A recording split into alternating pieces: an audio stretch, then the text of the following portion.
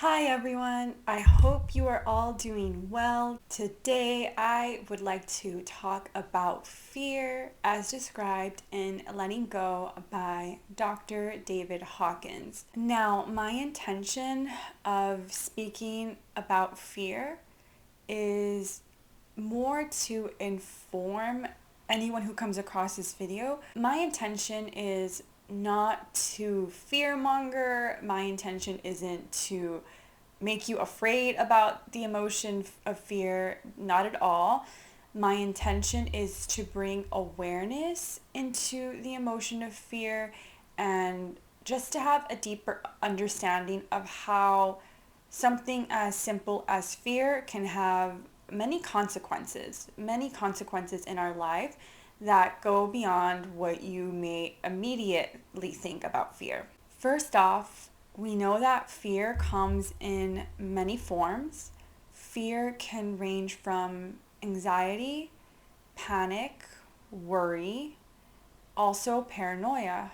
These are just a few descriptions, but there are so many more. Worry is considered a chronic form of fear, whereas paranoia is considered a more milder form of fear. Dr. Hawkins describes feeling uneasy as a much more milder form of fear. So the more fear or fearful thoughts we carry, the more likely fearful events are to show up in our life. What this does is reinforces fear in our life, so it keeps us in a cycle. Another really easy way to think about this is that the more fear that we hold, the more fear we attract. And fear on the scale of emotions is low in energy. It's definitely higher than guilt, higher than shame, of course, and a few other emotions. But overall, though, fear is still a negative emotion. When we are constantly in a state of fear, we are depleting our energy and our overall well-being. Of course, fear is a completely normal emotion and it has its place in terms of keeping us safe. Fear can be a very beneficial thing when we are in real life dangerous situations where that emotion kicks in, certain different hormones kick in, fight or flight response. And once again, this can be very beneficial to our survival. But of course, those fight or flight moments are not exactly like everyday occurrences that we need to have, or we basically don't need to constantly be in that fight or flight mode. We're no longer living in the jungle or in the forest or wherever back in the day people were living, where that was much more necessary in terms of like staying safe from predators or whatever else was going on back in the day, right? I'm so sorry. This is not the greatest description. All of this to say is that there is this belief, maybe it's this subconscious belief that fear will keep us safe. So ultimately, there is some benefit to it where we're protecting ourselves and we're staying safe. Here is what is so mind blowing about fear. Dr. Hawkins argues that fear is the greatest danger to the human body. Fear as an emotion is the greatest danger to the human body. This is because fear brings disease and failure in a variety of areas in our lives. According to Dr. Hawkins, guilt is also within the realm of fear. It is just a much lower emotion, also very detrimental to our health and well-being. I want to talk about one of the laws of consciousness. This particular law states that what one holds in mind tends to manifest. Now, let's think about this from if we are often in an emotional state of fear, we are more likely to have fearful thoughts, and those fearful thoughts are likely to manifest in fear-based actions or no actions at all. Scratch that. A much easier way to think about this is that if we're always thinking about fear or we have a fearful perspective on life, then more than likely, because we're so focused on fear or being very fearful about particular things, what one holds in the mind tends to manifest.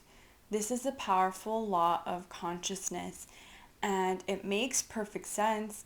If we are always holding fearful thoughts and we have a very fearful perspective on life, then because we are so focused on fearful things, fearful events are likely to show up, or at the very least, we are going to focus on the fearful because our mind is incredibly powerful. And so, what we are feeding it, how we are thinking, it's essentially going to try to prove us right. I hope this makes sense because, on the other end of the spectrum, if you're feeling really good, if you're having positive thoughts and loving thoughts, let's say, and someone who is feeling very positive, thinking positive thoughts, feeling very loving, they're likely to encounter a lot of positive events, a lot of positive things in their life, or they're definitely going to look at life from a positive perspective, which is very different. And of course, positive emotions carry higher energy and overall have so many more benefits than experiencing more negative emotions, and fear in particular is a negative emotion or low vibration repelling emotion. The solution to healing our fearful emotions is very simple as always. It is to gain awareness of these emotions, let them come up, and let them go. It is so simple. This process is very powerful, and I go back to it is free and you have all of the control in this sense. So, letting go, let go of the fear. I remind you to not be afraid of letting these fearful emotions come up, because once you let them come up, the energy dissipates. These thoughts are, the fearful emotions start to lose momentum. It is when we suppress our emotions, when we repress fearful emotions or any other negative emotions, that they gain more power, which once again you would think the opposite because you don't want to deal with them, but this is not the case. So let them come up and let them go, and you are on your way to healing from fear. Also, let go of the fear of fear itself.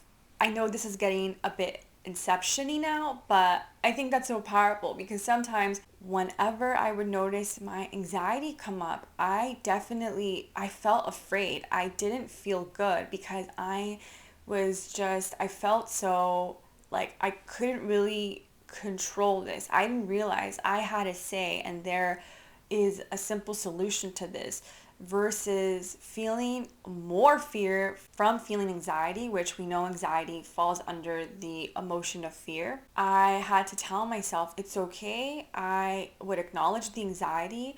I would sit with it, and I would let it go. And that has made a huge difference in my day-to-day life. It's just a feeling. It is just a feeling. I also want to share a Mary Ann Williamson quote that I really love, and maybe you've come across it, but she says, "Worry is praying for the worst possible outcome." Worry is praying for the worst possible outcome. When I first heard this, it really was profound and it opened my eyes because over the years, worry was a huge emotion or problem that I struggled with. Well, it wasn't really helping me, so that's why I say it's a problem.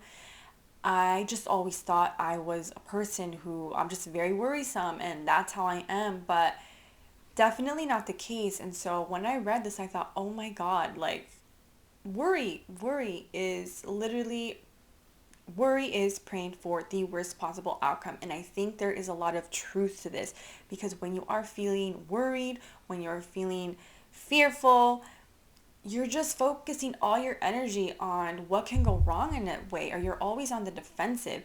And it makes life so much more challenging, or at least it blocks life from being more in a flow state and life being more effortless. It's very, very different. I also feel like this quote is connected in a way to the law of consciousness.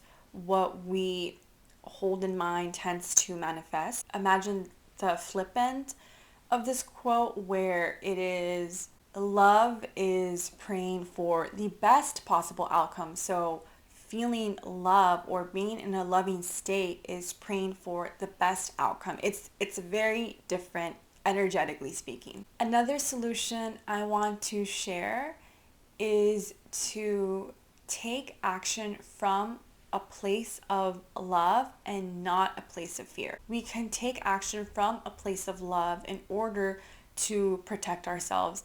Two very different energies, and love is going to be so much more beneficial and more high energy.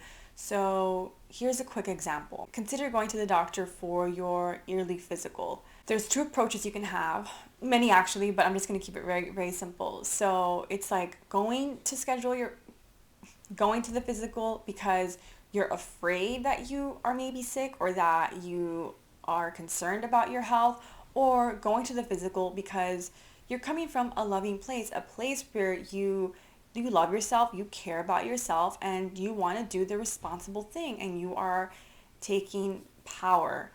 You are not coming from fear, you are coming from love. It makes all of the difference.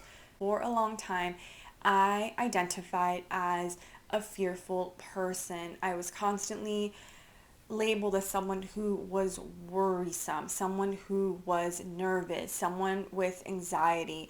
I took on all of these labels and I began to identify as these labels, which really were not serving me, and they were definitely keeping me small. They were keeping me clearly in a very fearful state, and it didn't serve me. It is also so important to become aware of any negative programming in our lives. We need to question it, disassemble it, and let it go. If we don't take time to see what this negative programming is at its core or at its root, then we're just going to continue to replay these negative patterns and feel these negative emotions, because we're not understanding or realizing that we actually are reclaiming our power, and we have the ability to release what no longer serves us. Because sometimes I think it's easy to feel like somehow we're at fault, and somehow we are the way we are in terms of being fearful, being stressed out all the time, being anxious, feeling anger, guilt, shame, you name it, any negative emotion. Let go of negative emotional identities. I know I had them for a very long time. I identified as someone who was anxious, someone who was always nervous, someone who was worried. All of this falls into the umbrella of fear. So I just thought, it sucks, but I'm just someone who is very fearful. I really kind of have no control over this, and other people seem to be so much more peaceful and don't experience fear, and like they're so lucky, but that's not me. But once I started to question my programming, once I started to really take time to have awareness, it has made all of the difference. It hasn't been easy, I will be honest, but it is a journey that I have I'm happy to be on and happy to take, because I am breaking down so many negative limitations, so many negative emotions that have not served me for such a long time. Then start to create new programming for yourself. You get to program yourself with the positive, empowering, and beneficial emotions and thoughts, beliefs that are going to serve you. It's sometimes so easy to tell someone to just think more positively and stop being so negative. be more positive and more positive things will come. Although that sounds so nice, I really believe that is not enough, because if we haven't dealt with our very shaky, unstable foundation, if you will, if we haven't taken time to get that out and we're just starting to try to pack on more new material, if you will, or just try to build something new on a very unstable foundation, it's not going to work. In order to build something lasting, something that is really going to benefit us, we have to let go of all of the things that don't serve us, all of the old programming and limiting beliefs. This is where lasting change will come once we release and once we start building ourselves up at a core level, starting from scratch in a way. I really hope you found this video helpful on some level. Thank you so much for watching. Please like and subscribe if you received any benefit from this video. I would greatly appreciate it. I hope you all have an amazing day.